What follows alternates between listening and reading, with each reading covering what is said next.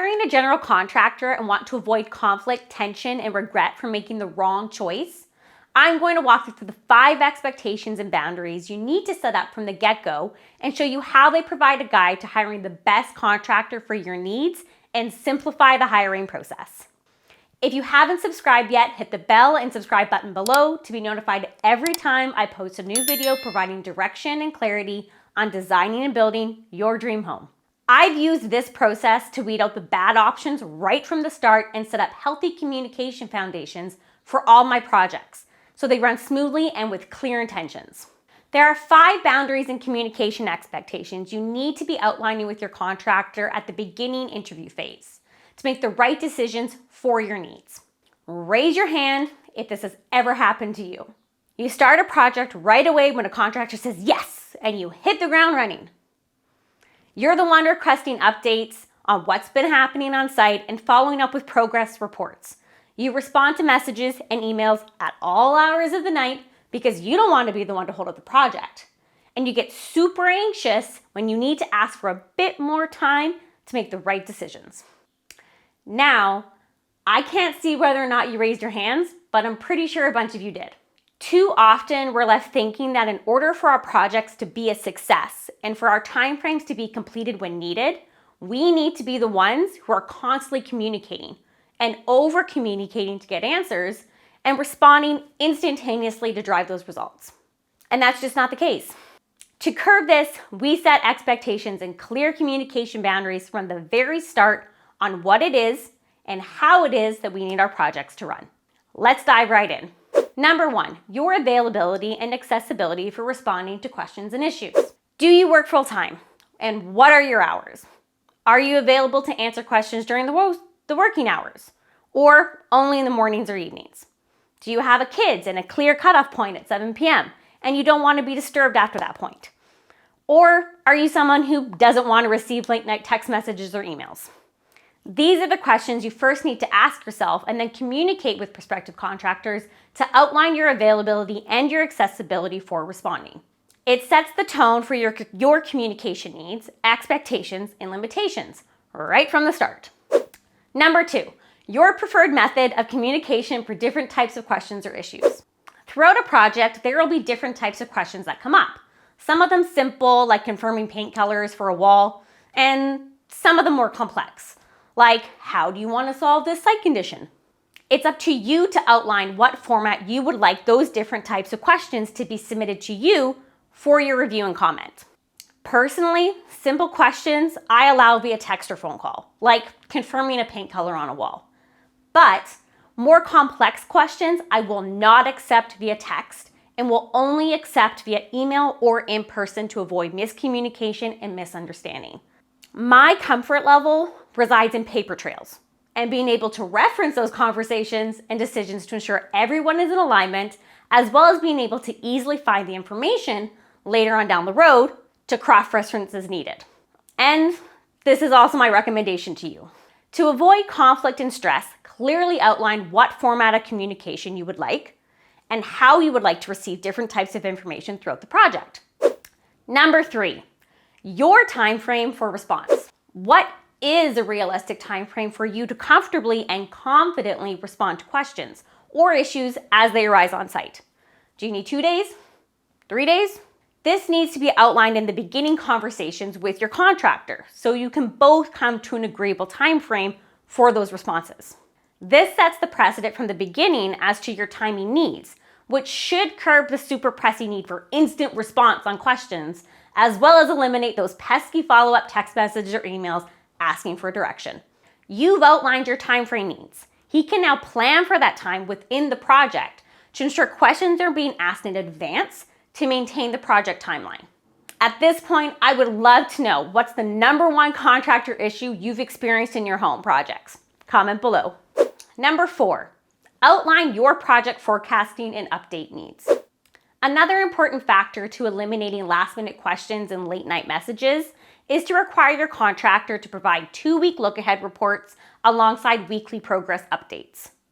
If we set the expectation and need during the interview phase that project forecasting and update reports are needed, there is no doubt to how you want the project run.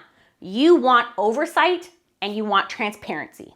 You don't want a contractor that's flying by the seat of his pants, realizing that he needs answers right away to questions that could have realistically been asked weeks ago. You want a forward projecting contractor who is looking at the project in its current state, reviewing next steps, and identifying any issues or confirmations needed to proceed. If your contractor is coming to you with large amounts of questions at the very last minute and everything is always urgent to respond, he's not doing his due diligence. Let's just call a spade a spade. You hire a contractor for their experience and ability to plan and manage your home remodeling needs, not for you to manage him. If he is not looking ahead on the project, he's not doing his job. You need to set the expectation from the start that project forecasting and update reports are a requirement and expectation on the project. Number 5, contractor response time. Discuss with the contractor his typical response time and what expectations you should have for how he communicates moving forward in the project. You've outlined your availability and accessibility for questions, your preferred method of communication, and your response time. But just because those are your needs, it doesn't mean they are the same for him. He may run multiple projects and only be available on your project 3 days a week. He may prefer to communicate via text when questions are directed to him because it's easier and he's not really an email guy. He may only take 24 hours to respond. The point is, you don't know unless you ask, and his needs and expectations are defined so that you can both understand the other person's boundaries and prefer communications. Doing so creates respect and alignment right from the beginning. There are 2 key areas where you need to have these conversations.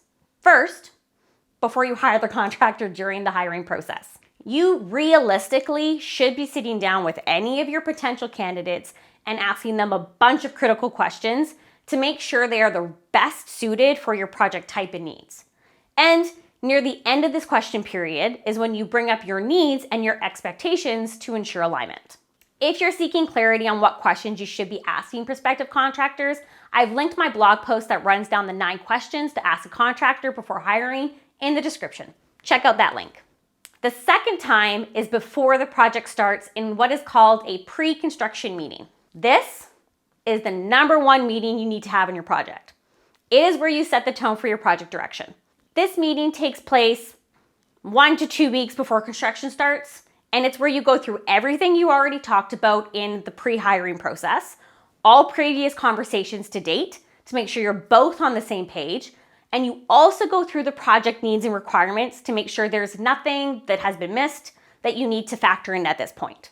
The point of discussing these expectations and boundaries at the beginning before you hire the contractor is to alleviate conflict, tension, and stress.